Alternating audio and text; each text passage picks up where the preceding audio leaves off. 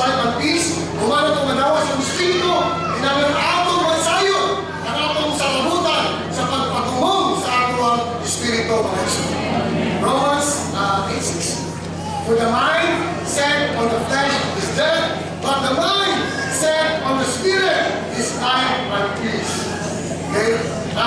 Sa Ibro, kung tingin ng ating soul na, Lord, magkalalong punta ka. No, ginagawa ka magpabilin lang sa atong Espiritu. Ginagawa ka, kailap ka. Amen, magkalalong ka, masulog mo ang talang mga bahin sa inyong sa atong talang o sa atong kasintasin. No? Araw na okupahan ito ni Mong Pino. O inalay ito ni Mong Pabaka. Inalay sa bountiful grace and the bountiful gift of righteousness.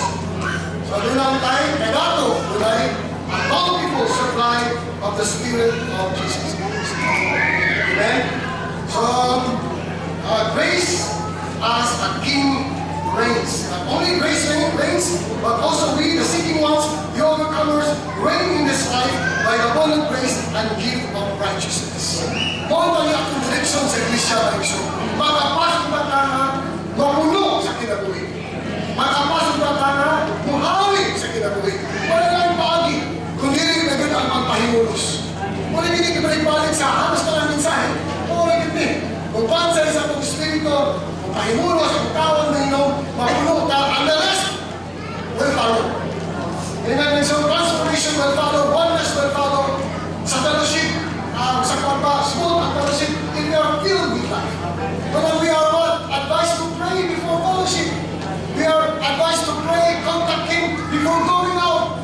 We are advised to enjoy the Lord, encouraged to enjoy the Lord before doing anything else. Kaya ang life yun mo pinaka-factor, no? Pinaka-factor ni ini. Well, basic naman tayo eh. Kaya ang life, bawin ang this is the last factor of the five critical ones. Amen, Nixon? Galing life. So first five, usman ako is one down, one Bible, one down, one Christ, one Spirit, and one life. This is the answer. There's no other way. There's no other way. Bible, God, Spirit, Christ, and life. Apart from this, no issue. Well, alright. And the issue, later on, part of the lesson. Because si Brother Musukani, it will issue what? It will issue with one salvation. Amen. Like so, ating ang kaluwasan sa PNG, ang kaluwasan ni Denise Mayor Siguro, pariho sila. Kaluwasan sa nag-social ang David, kung hindi pa kayo mga lain-lain, we cannot be individualistic.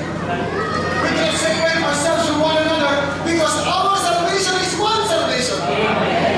Bisan kaya mga magtutuo sa Katoliko, bisan kaya mga magtutuo sa Sabalista, bisan mga magtutuo sa mga religion, basta nakadawa ang kinabuya, this is only one kind of salvation, which comes from the one life that we receive from the Lord. Only issue sa one salvation. And later on, we can have one